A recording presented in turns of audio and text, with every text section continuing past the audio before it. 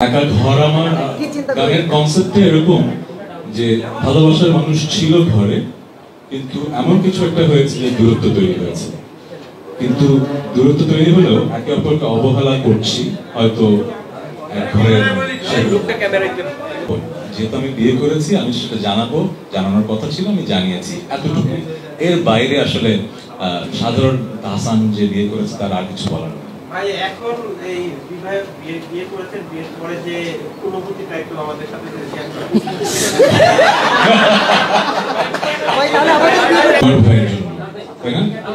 এখন ওনার গানটা আমরা প্রচার করতে চাই, এই সময় যদি আমি অন্য গানের প্রচার করি সেটা ওনার প্রতি অন্যায় হবে, এই কারণে ওনার পারমিশন নেব। আমি উত্তরটা দেবো নাকি আপনি যেটা ভালো মনে করেন সেটা করবেন। আমি বলি, প্রত্যেকটা বছর নিউ ইয়ার্স রেজলিউশন করা হয় না? সবাই করে তো? সো আমিও নিউ ইয়ার্স রেজলিউশন প্রতি বছরই করি যে এই বছর বেশি গান করব। অনেক বছরই করি। গত বছর শুধুমাত্র মনে হয় 2টো গান করেছি। রঙে রঙে রঙিন হব, সুন্দর টিম, আপনাদের অনেক রেসপন্স। গত বছর one of the biggest song. আরেকটা গান হলিউডে করেছি, ভুলে যাবো, দুটো নিউ অডিয়েন্সের জন্য।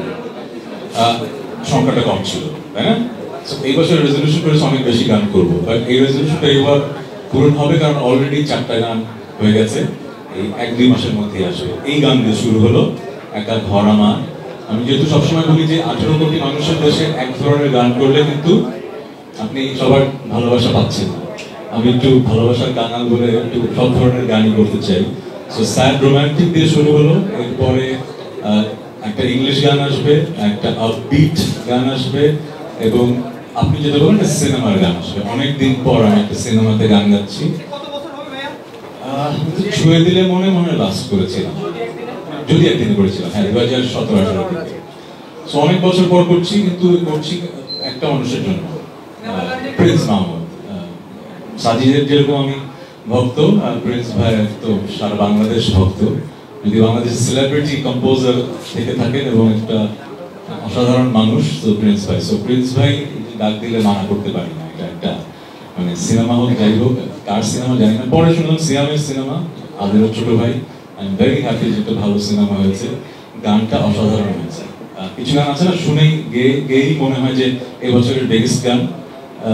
যেরকম রঙে রঙে রঙিন হবো গাওয়ার সময় জানতাম যে এটা বাংলাদেশের আপনাদের খুব ভালো লাগবে। সো এই জঙ্গলি গানটাও একটা ব্যাপার হবে। সো কিছু কিছু গান আছে যে বেঁচে থাকে, এই গানটা বেঁচে থাকবে। একা ঘর আমার হয়তো সারা বাংলাদেশ ব্যাপী তোলপাড় করবে না, কিন্তু এই গানটা বেঁচে থাকবে। সো আমি এই গানটা নিয়ে খুবই হ্যাপি। যে ইংলিশ গানটা করেছি আমার ফ্রেন্ড লীলা পেরির সাথে, ওটা আসবে, ওটাও নিয়ে হ্যাপি। তারপরে যেটা আপবিট গান করেছি সেটা নিয়ে হ্যাপি। আর জঙ্গলি নিয়ে তো খুবই এক্সাইটেড। ভ্যালেন্টাইন্স ডেতে আপনারা গানটা শুনতে পারবেন। মানুষ চিনবে আমার ভয়েস শুনেছে। ওটা যে বললাম, এটা আমি তো একজন আর্টিস্ট, একজন সেলিব্রিটি, আর আমি একজন সাধারণ মানুষ।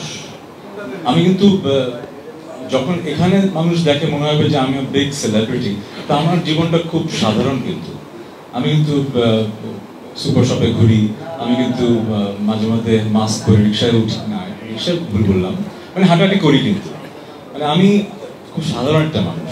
ঠিক আছে? আপনার এই প্রশ্নটা কাকে করছেন?